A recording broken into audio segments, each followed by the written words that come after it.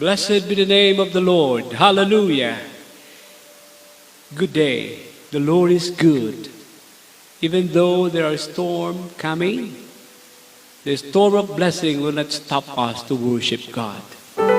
Sa lahat po ng naabot ng tinig na ito, anuman po ang kalagayan natin sa buhay at sa paligid na nangyayari, hindi natin dapat pigilin ang ating sarili o pigilan ang ating sarili na sambahin at pasalamatan ang ating Panginoon. Sa araw na ito, ating pupurihin ang Diyos. Itaas natin ating diwa at puso sa Kanyang banal na presensya. Let's worship God. And after I sang this song, You Are Forever, through it all, atin pong awitin ito ng sabay-sabay, and then we will pray and worship the Lord together. Hallelujah. You are forever in my life. You see me through the seasons.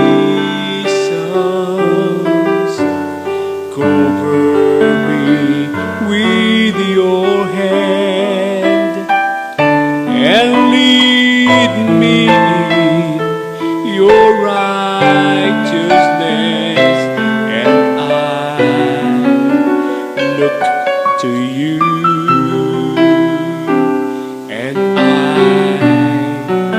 wait on you. I'll sing to you, Lord, a hymn of love for your faithfulness to me. I'm carried in everlasting arms. You never let me go. Through it all.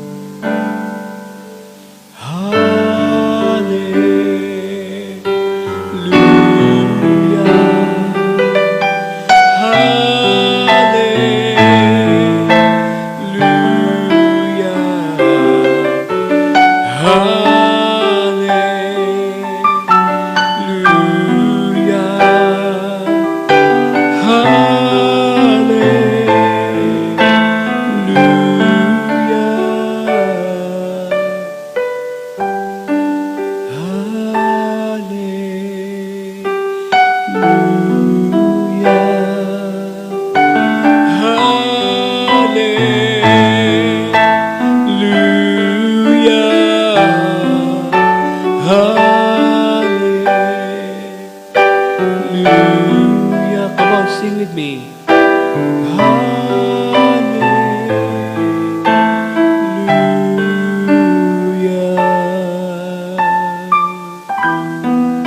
Yes, oh God, you are worthy to be praised. You are worthy. You are worthy, oh God. That's why we sing and we express our love to you. And today, as we celebrate your love and your mercy in our lives, we want to proclaim your restorative power in our lives.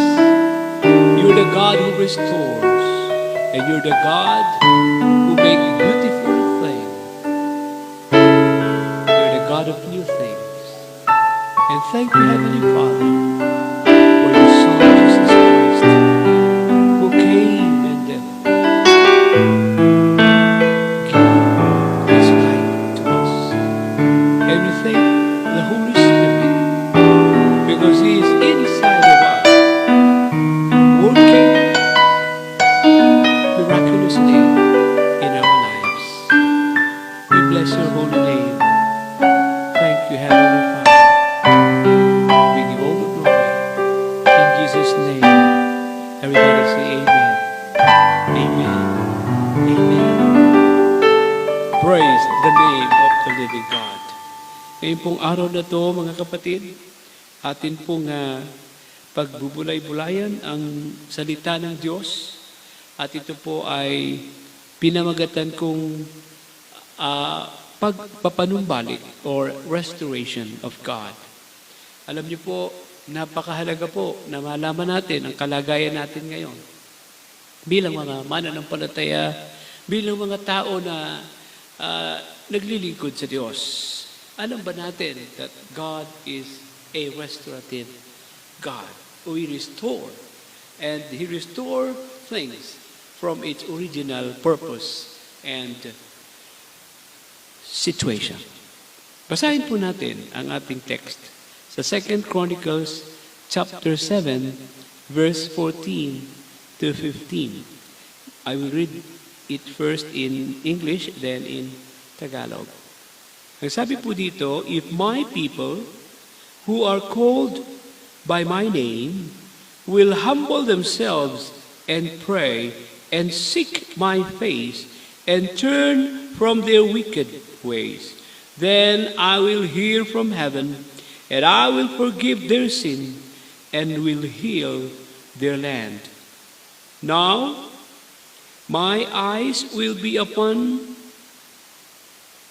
and my ears attentive to the prayers offered to this place. Hallelujah. And in Tagalog po, I will read it also sa 2 Chronicles chapter 7 verse 14 to 15. Ito po ang sabi. Ngunit kung ang bayang ito na nagtataglay ng aking karangalan ay magpakumbaba, manalangin, hanapin ako at talikuran ang kanilang kasamaan. Papakinggan ko sila mula sa langit. Patatawarin ko sila sa kanilang mga kasalanan at muli kong pasasaganain ang kanilang lupain. Babantayan ko sila, hallelujah, at papakinggan ko ang mga panalangin iaalay nila rito. Purihin ang Panginoon. Diyos po ang nagpapala ng kanyang mga salita na ngayon ay ating pagbubulay-bulayan. Sa araw na ito, mga kapatid, nais ko pong ipaunawa sa bawat nakikinig ang katangian ng Diyos bilang restorer o tagapagpanumbalik. May nasira ba? May naguho ba? May nawala ba? Ano ang kailangang ibalik? Kung atin pong titingnan ang mga talatang binasa natin sa 2 Cronica, Kabanata 7, talata 14 hanggang 15 o 16, meron pong pangyayari ng bayan ng Diyos na pinili, ang bansang Israel, ay nagkaroon ng pagtalikod. At dahil sa pagtalikod na yan, ang bansang Israel ay naging alipin at nagkaroon ng miserabling kalagayan. Nagkaroon ng tagutom, kaguluhan, at nagkaroon ng kasakitan. Napakaraming pangyayari na hindi naman nila dating nararanasan, subalit ngayon, dahil sa kasalanan, nagkaroon ng pandemya. Maaaring balik natin ang nakaraan. Naulit na ngayon. Pero atin pong tingnan ang tunay na kahulugan ng mga talata at paksaing ito. Ang una po ay tandaan natin na ang Diyos po natin ay hindi kagaya ng tao na nagkakasala. Siya po'y banal at siya po ay perpekto. At ang kanyang plano sa tao ay napakaganda. Subalit, nagkaroon po ng pagkasira. Alam natin ang kasaysayan ng paraiso, ang kasaysayan ng unang tao, sila po ay nagkasala. At hindi po natin may tatanggi ang katotohanan na mula ng magkasalang tao, nasira, nawala, nabahiran ng kasalanan ang kabanalan na namamagitan sa tao at sa Diyos. Ang malayang komunikasyon ng tao sa Diyos ay naputol at sila'y napalayas doon sa paraiso. Mga magulang at mga kapatid, may kailangang manumbalik sa tao. Pero dito po sa puntong ito, atin pong makikita ang sinabi ng Diyos, kung ang aking bayan. Sino yung bayan na yun? Mga Pilipino ba? Mga Hapon ba? Mga Amerikano ba? Sino yung bayan na yun? Tinutukoy po ng Diyos sa mga talatang ito ay ang bansang Israel. Hindi po tayo. Dito po sa aktual na sitwasyong ito, meron po dalawang klase ng tao na tinutukoy ang Biblia. Una, yung bayan ng Diyos na siyang pinagmulan ng lahing Israel at doon ay umusbong, doon napabilang ang tagapagligtas na ang ating Panginoong Jesucristo. Sila'y pinili, bayang pinili. Ano tayo? Tayo ba'y bayan din ng Diyos? Opo! Tayo po yung tinatawag na adopted children of God. Hindi nga tayo mga Israelita. Hindi nga nanggaling sa lahing Pilipino o lahing Amerikano ang Panginoong Yesus, pero pinili tayo ng Diyos on the basis of grace and faith. We are called children of God by adoption. Sino itong tinutukoy na ito ng Diyos? Ang bayang Israel. Ngunit, meron ba itong patungkol sa atin bilang mga adopted children of God? Opo, meron po. Sapagkat kung ang bansang Israel ay nagkakasala, tayo na may ganun din. Kung tayo po ay may kailangang ibalik ang bansang Israel, ay ganun din. So, meron pong pattern. Pag sinabing bayan ng Diyos, dalawa po yun. Yung pong chosen at yung adopted. We belong to the adopted children or chosen by God. The perfect plan of God was broken by sin. Kailangan may ma-restore. Nasira po talaga. Nang pumasok ang kasalanan sa puso ng tao, nagkaroon ng pagkahiwalay. Alam natin ito. The fall of man started when man fell into sin. At napalayas po ang tao sa hardin ng paraiso sa presensya ng Diyos. Doon nasira. Nasaan ang restoration? Nasaan ang papapanumbalik? Pwede bang mabalik ang paraiso? No.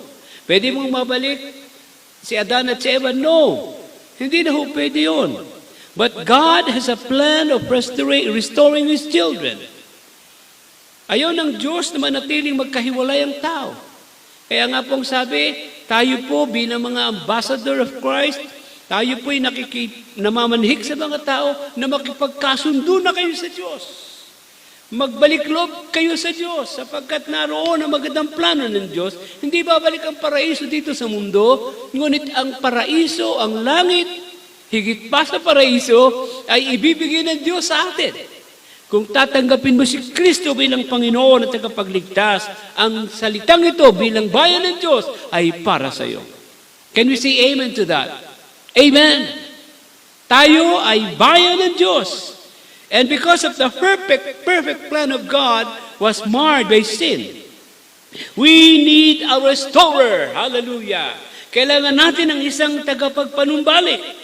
At wala pong iba kundi ang Panginoong Yesus. The God who reincarnated as Son, as Lord and Savior, Jesus Christ. The perfect plan of God towards men was revealed in His creation. He has a mandate to us, assignment to us, pero nasira po ito. Praise God. This is the time of restoration. Hindi po natin mapipilit o magagawang i-restore ang ating mga sarili without the help of Jesus Christ and the Holy Spirit. We must understand the process of restoration because man fell into sin. Yan po ang truth. That's why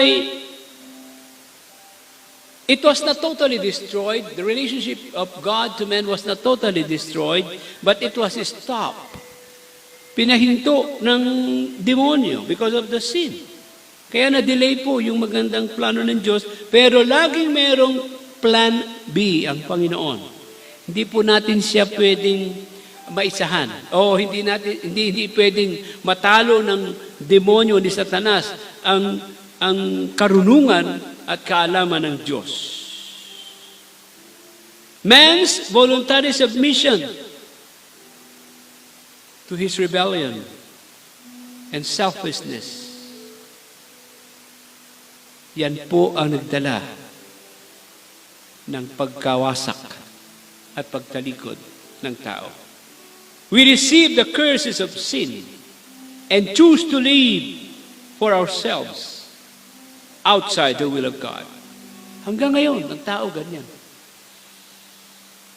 Ang panawagang ito, mga kapatid, na binabanggit sa talatang ito ay para sa bayan ng Diyos. Kung hindi ka bayan ng Diyos, hindi ito para sa iyo. Walang blessing, walang connectivity, walang connection. Kung hindi mo pwedeng angkinin ng mga talatang ito na sasabihin mo sa akin to, sa bansang Pilipinas to. No! This is for those people who understand that they were chosen by God or adopted by God through grace and faith in Jesus Christ. Are you a chosen person of God? Do you belong to the family of God? Yes, we are. Ang sabi po doon sa John 1:12, kung sasampalatayanan mo siya, ituturing ka, bibigyan ka ng karapatang maging anak ng Diyos. Ang pagtanggap kay Kristo ang susi upang ikaw ay ituring na anak ng Diyos. At doon lamang magpapasimula ang pagbabago. Doon lamang magpapasimula ang restoration process. We need to understand what is restoration. Restoration is something that makes us renewed to its original position. Praise the name of Jesus. Restoration is something or an act of restoring a situation, a person, anything from its original position or condition. God never rested. Hindi siya nagpahinga. Alang-alang sa atin. Hallelujah. Gusto niyang manumbalik ang tao sa Diyos. Gusto niya yung mga makasalanan na nasa paligid natin ay manumbalik sa Kanya. Ay, kinig po ba kayo? Kasama ka ba rito? Nire-restore at nire-restore ng Panginoon. Purihin ang Panginoon. Uulitin ko po, ang restoration po ay isang paraan upang mapanumbalik ang orihinal na ganda, orihinal na plano, orihinal na layunin ng isang bagay, ng isang tao, at anuman ito ay pwede nating gawing bago. Purihin ang Panginoon. Ang plano po ng Diyos na ma-restore ang tao ay napakalinaw. Nagkaroon po ng kasalanan ng tao pero may solusyon.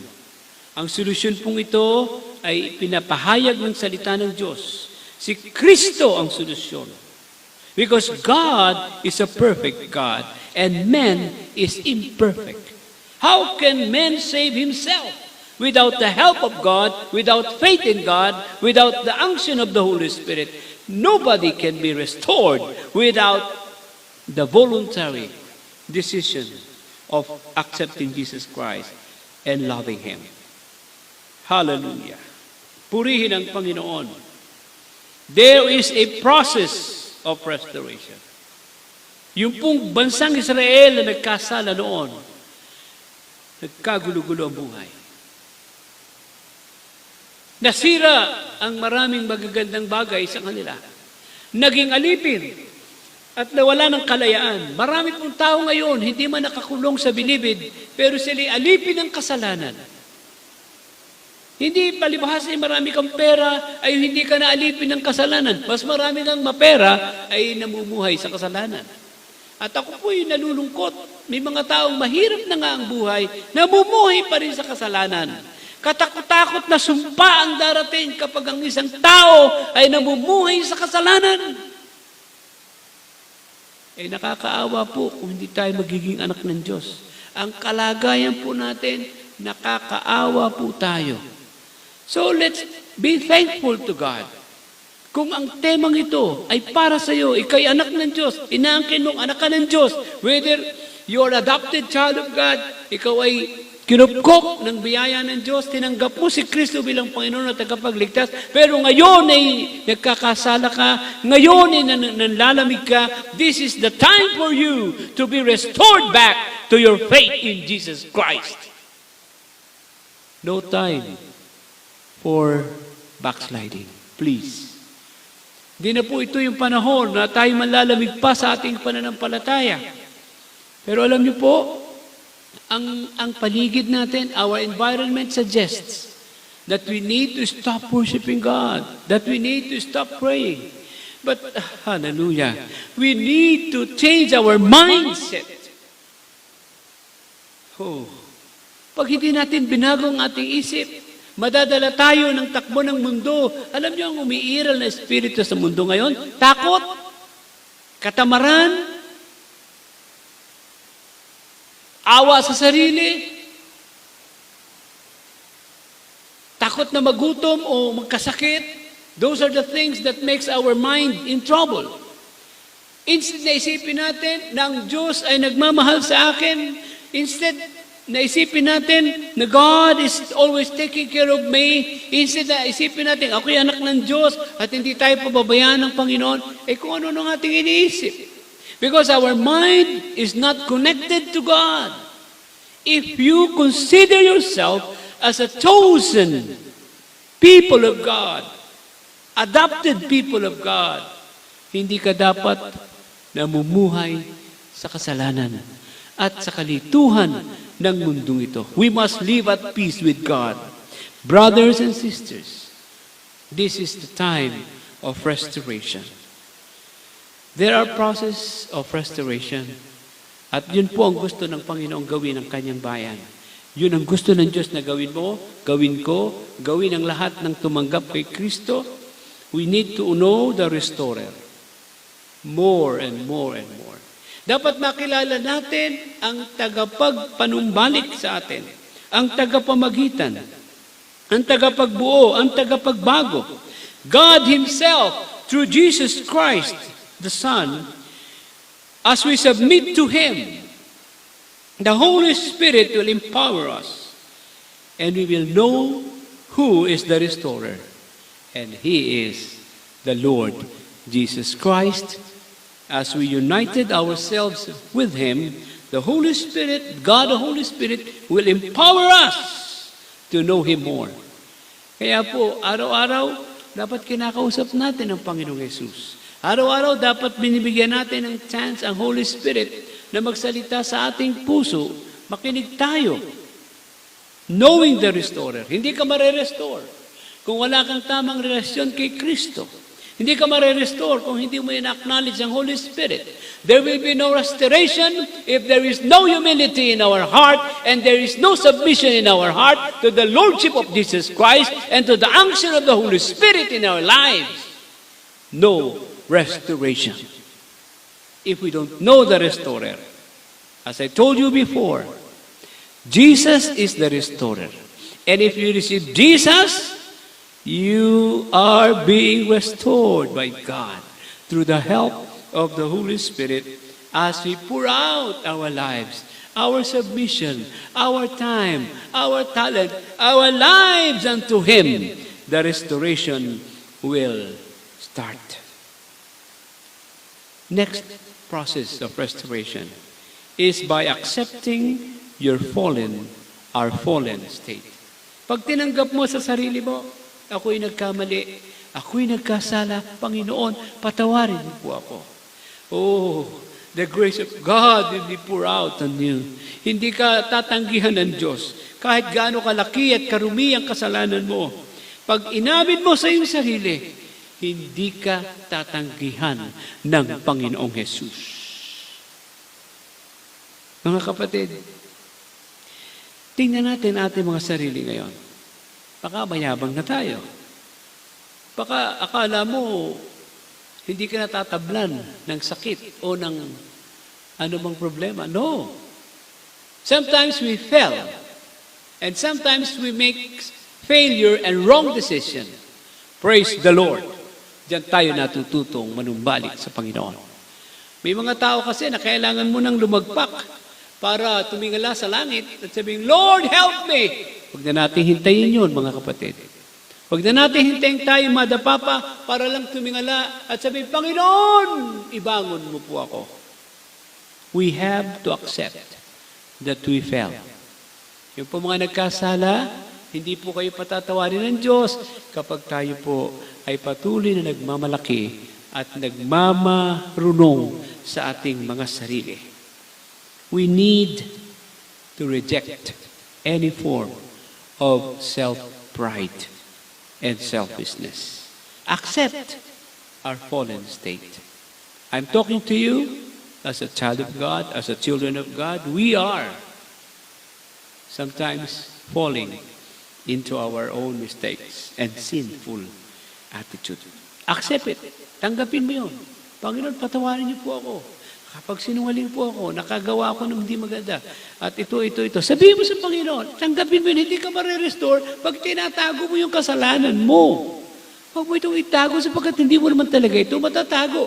Walang lihim na hindi nabubunyag. Kahit ito gaano pa katagal at nakakatakot po pag ito binulgar ng Panginoon. Dapa ang tao. Mapapahiya ang tao. Mga kapatid, kung meron tayong nagagawang hindi kalugod-lugod sa Diyos, ito po ang nagiging hadlang upang ang kanyang mukha ay maging tila baga malabo. Upang ang kanyang mga pagpapala ay tila baga nahadlangan. We need to accept the fallen state. And we have to ask Him in submission, a complete humility, and ask forgiveness. Yun po yung pangatlo. Wholehearted humility, submission, and forgiveness. Humingi tayo ng tawad. Humingi tayo ng awa sa Diyos. Huwag tayong magmalaki. Huwag tayong tumakas sa sitwasyon. Alam niyo, yung iba, sa halip na manumbalik sa Diyos, ay naglulublob sa kasalanan. Bumangon tayo. Ba? Sayang. Sayang ang kaligtasan ibinigay ng Diyos sa atin. Kung dahil lang sa katigasan ng iyong puso, mahulog ka sa kasalanan, mananatili ka sa kasalanan, at ang kaligtasan na ibinigay sa iyo ng Diyos ay iyong pababayan, mawala. Nawawala ang kaligtasan sa mga taong naglulublob sa kasalanan. Subalit sa taong nagsisikap, gumawa ng kalugod-lugod sa Diyos, at humihingi ng tawad, bumabalik sa Diyos, mararanasan niya ang pagkupkop at pagpapatawad ng Diyos. Huwag tayong matigas ang puso. Huwag tayong magmalaki. Kung may nakikita tayong hindi na maganda sa ating mga ginagawa, agad-agad natin itong putulin.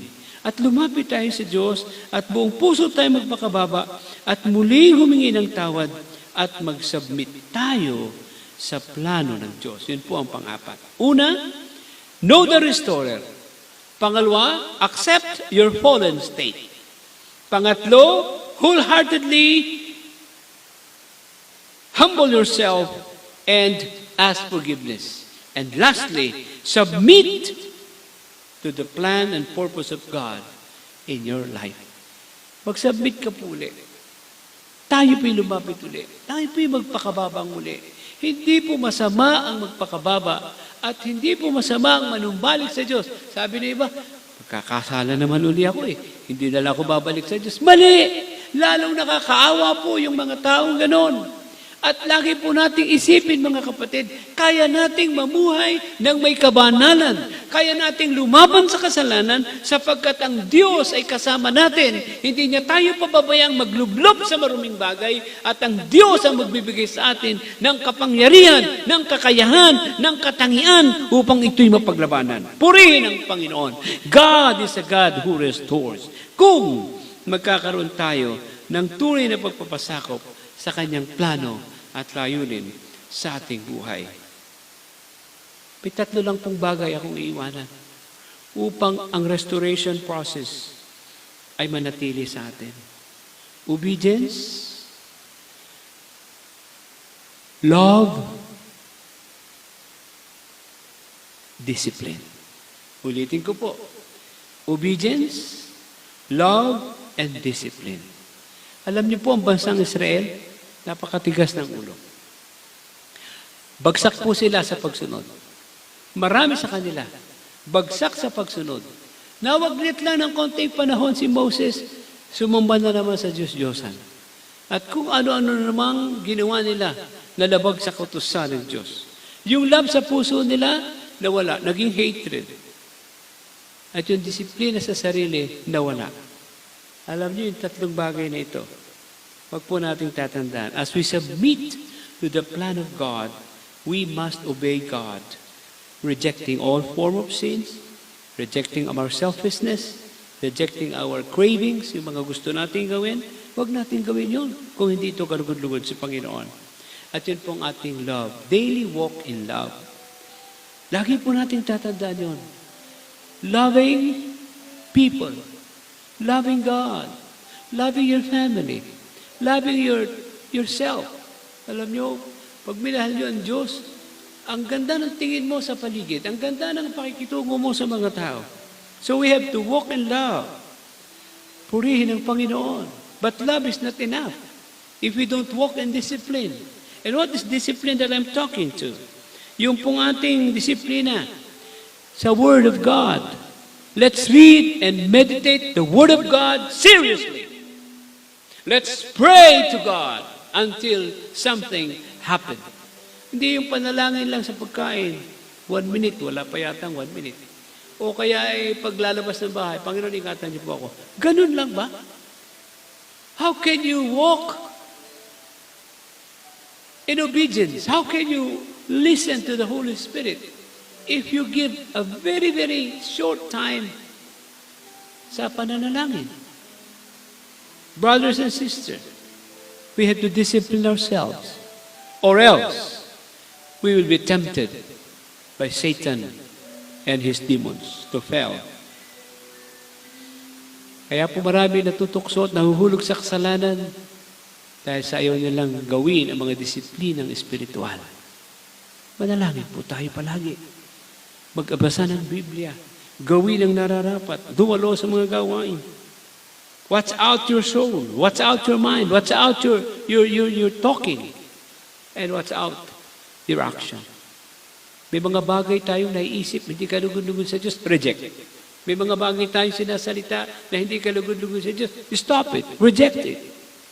Meron tayong mga ginagawa na alam natin hindi kalugod-lugod sa Diyos, stop it. Discipline yourself. Dinidisiplina ni Pablo ang kanyang sarili. Dinisiplina ni Jose ang kanyang sarili. Dinisiplina ni Pedro ang kanyang sarili. Dinisiplina ng mga taong sumunod sa Diyos ang kanilang mga sarili, magawa lamang ang kalooban ng Diyos. Kailangan mo, kailangan ko ng disiplina. Pastor, ang hirap panalangin dahil ayaw mo. Pastor, ang dami mong reklamo. Gagawin mo lang ang isang bagay na simple, pinapahirap mo pa. Bakit? Ayaw mong gawin. Wala kang disiplina. Marami po nahulog sa kasalanan. Do not be attracted to the laziness or spiritual apathy. Marami po mga tao, di na nila binibigyan ng concern if they are living in righteousness or not. Brothers and sisters, today is the day of restoration. Be revived, be refreshed, and be restored in the presence of God. Napakahalaga po na lumakad tayo araw-araw bilang isang bago, bilang isang sariwa, bilang isang matatag na mananampalataya. Huwag na natin ugaliin na lagi sabi, palakasin mo naman ako, brother. Palakasin mo ako, sister. No way! It is you and the Holy Spirit that will make your faith strong. Huwag mong iasa sa iba ang iyong kalakasan spiritual. Yes, kailangan natin ang brothers and sisters for fellowship, for encouragement, but the greatest encouragement that we could receive from God is the Holy Spirit and your quiet time with the Lord. Amen? Kaya kahit po ang mga simbahan ay hindi pa ganun kaaktibo, huwag mo namang palamigin ang relasyon mo sa Panginoon. At anong promise? If my people, which are called by my name, shall humble themselves, seek my face and pray, then I will hear from heaven. Oh, hallelujah! Nakikinig po ang Diyos doon sa mga taong may pusong nakahandang manumbalik. Ulitin ko po sa huling pagkakataon, ang process of restoration is we need to know the restorer.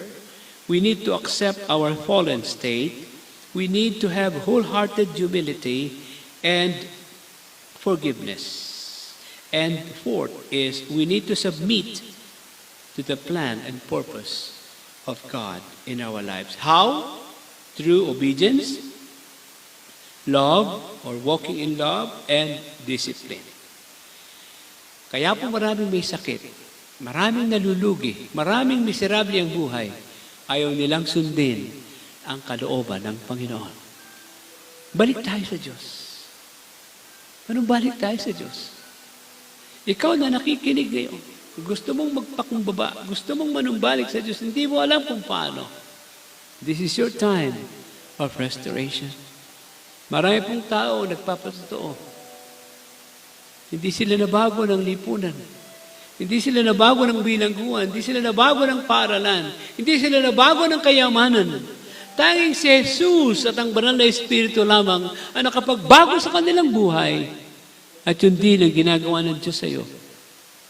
At kung nais mong walang ialay ang sarili, manumbalik ka sa Panginoon. Stop sinning. Stop complaining. Start to walk in love. Forgive. Oh, hallelujah. And look at your life. Your life will be beautiful. More than before. Because God is in you. And He is restoring the love that was lost. Kung may bitterness sa puso mo, may unforgiveness, give it to the Lord. I challenge you. Be restored. Be restored in Jesus' name. Habang lahat po'y nananalangin, nakapikit. Nais ko pong hamunin kayo na nakikinig. Gusto niyo bang muling maging malakas sa inyong pananampalataya? Gusto niyo bang maranasang muli ang kapangyarihan ng banal na Espiritu? Gusto niyo bang ma-restored? Gusto niyo magkaroon ng panunumbalik sa kalakasan spiritual? Just pray this simple prayer with me. Sabihin niyo po ang panalangin ito. By faith. Sige po, sabihin niyo. Sumunod po kayo sa panalangin ito. Panginoong Jesus, maraming salamat po. Ako ay minahal mo at pinili mo upang maging iyong anak. Sa oras na ito, muli kong itinatalaga ang aking buhay sa iyo. Patawarin mo po ako sa mga kasalanan na nagawa ko. Linisin mong muli ang aking puso. Gusto kong manumbalik sa iyo. Banal na Espiritu, Holy Spirit, saturate my soul. Punuin mo ang aking puso at diwa ng iyong kabanalan.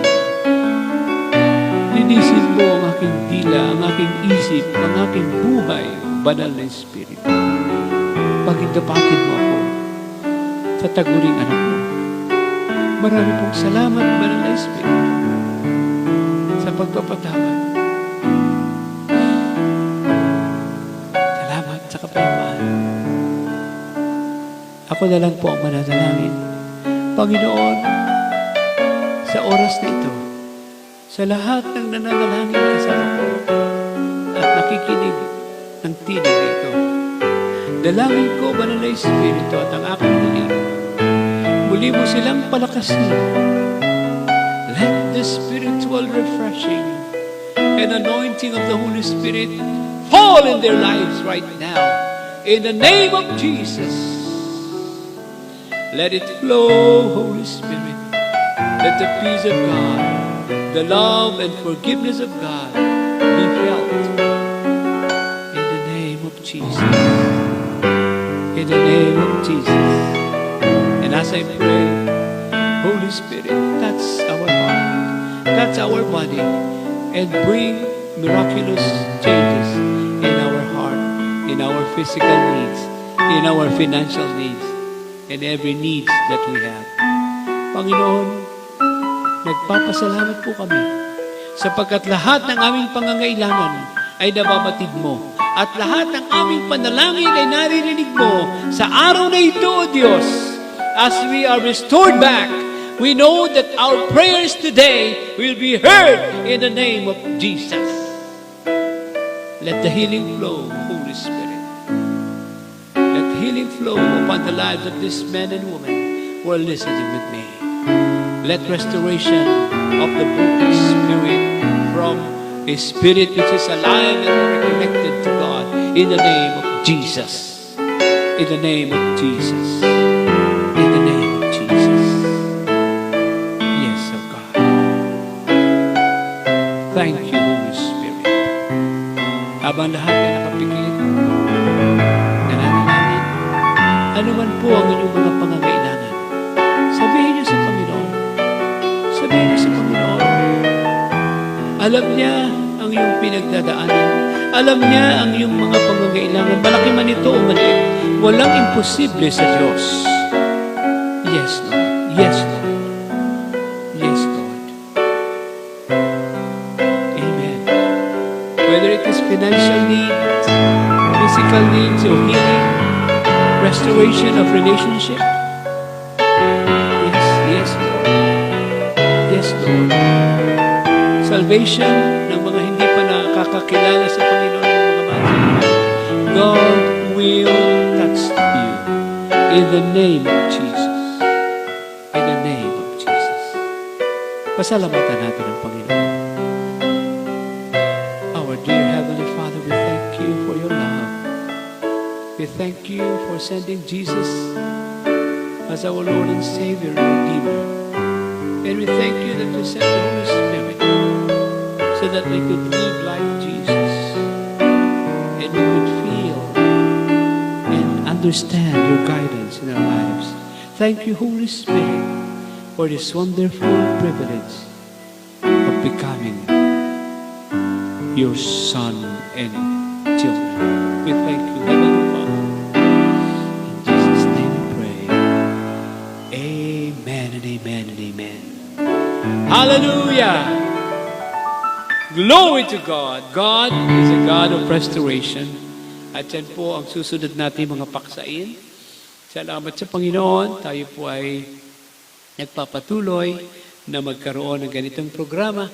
Sa mga nakikinig sa Amerika, sa USA, patuloy po kaming nagpapahatid ng pagbati at pangungumusta sa inyong lahat dyan, sa mga sponsors at sa mga nagbibigay ng kanilang mga handog at mga mission support.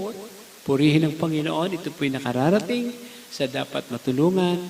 Last week po ay nagbigay kami muli ng pang-4 na yata o pang-5 ayuda sa mga nangangailangan. Salamat po maging sa mga kamag-anak namin at mga tiyahin at mga kaibigan, mga mahal namin sa buhay na tumutulong sa mga nangangailangan. Alam niyo po, ang atin pong mga kababayan ay talagang dumaranas ng kahirapan, lalo na po yung mga nawala ng trabaho, kaya tayo po ay patuloy na nagbibigay ng ayuda. Hindi man malaki, pero at least ay nakatutulong sa kanila. At tayo rin po ay magbubukas ng isang missionary training school at loobin po ng Panginoon ay gaganapin po ito sa November 23, and we will observe strict protocol, health protocol. At kung nais po inyong mag-aral dito, ito po'y halos libre na dahil may mga mababait at mabubuting kalooban na sumusuporta po sa gawain natin. Pagdating sa pagsasanay sa mga manggagawa na atin pong ipadadala sa iba't ibang panig ng bansa at ng mundo. Maraming salamat po at tunay na kami po ay nagagalak sapagkat bagaman may mga bagyong dumarating sa ating buhay at sa ating kapanahunan, the climate, the weather itself, ay nandun pa rin ang ating pag-asa na hindi niya tayo pinababayaan. Konting ingat lang po at hinay-hinay sa ating mga pagkilos At medyo malaya na po tayo ngayon, pero still, we need to observe protocol at health measures. Maraming salamat po.